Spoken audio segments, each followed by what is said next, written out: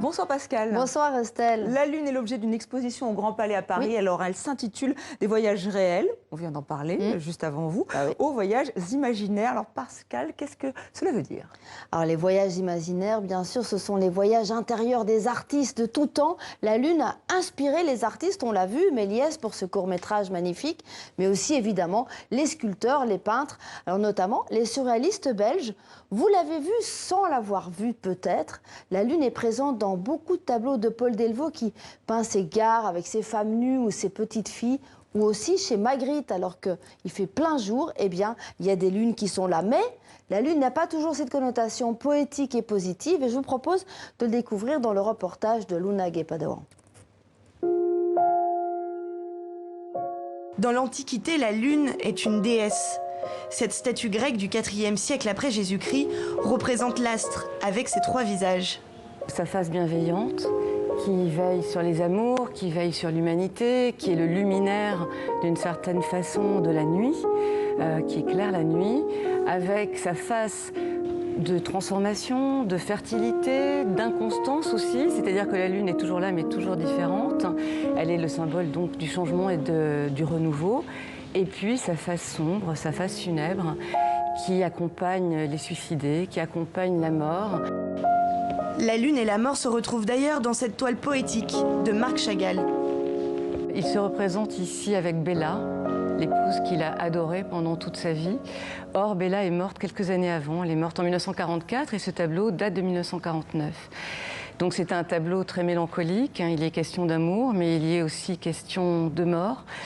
Et souvent, chez les Romains, par exemple, on plaçait les morts sous l'influence de la Lune, parce que la Lune, ça a de tout temps été le lieu de l'âme. Cette allégorie de l'inconstance est représentée par une jeune femme au sein nu, portant dans une main la Lune, dans l'autre, un crustacé, un animal qui ne marche pas droit, symbole de l'irrésolution. Des traits de caractère négatifs, et ce n'est pas un hasard.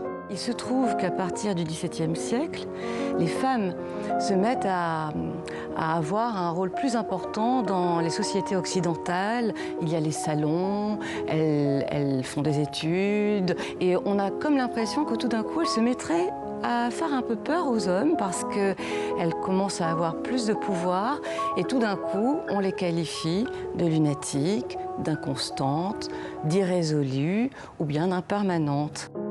À partir du XXe siècle, la Lune participe à l'imaginaire des peintres, notamment les Espagnols Salvador Dalí et Juan Miró. Aujourd'hui, cet astre continue d'inspirer les artistes contemporains. Voilà, ça inspire beaucoup en régie, ce très beau sujet. Alors on passe au cinéma avec, non pas la Lune dans le caniveau, puisque ça a aussi inspiré les cinéastes, mais avec votre série sur le court-métrage et des jeunes talents francophones de demain. Oui, alors le festival de court-métrage de Bruxelles vient de se terminer. Mon coup de cœur aujourd'hui s'appelle Noua Choukrala. C'est une jeune réalisatrice belgo-marocaine, 31 ans, c'est son premier film. Elle a déjà reçu un prix au Canada au festival de Saint John.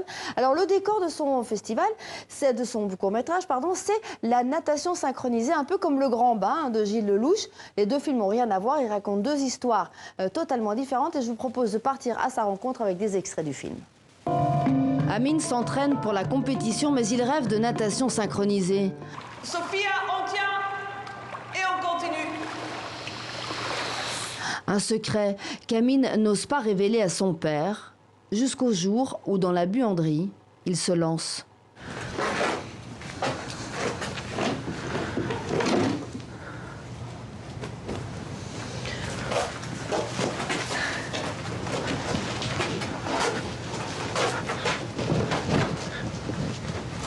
مالك؟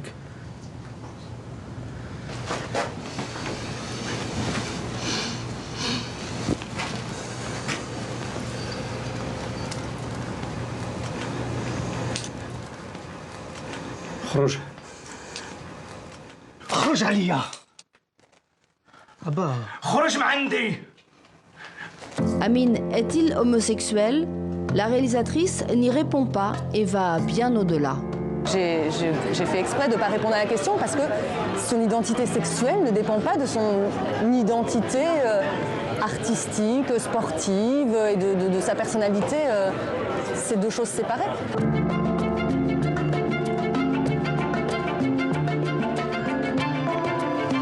C'est en permettant à l'homme d'être féminin, qu'on peut permettre à la femme d'être masculine, et qu'en fait, il y aura une réelle égalité homme-femme. Amine nous suggère un regard décomplexé sur la question du genre.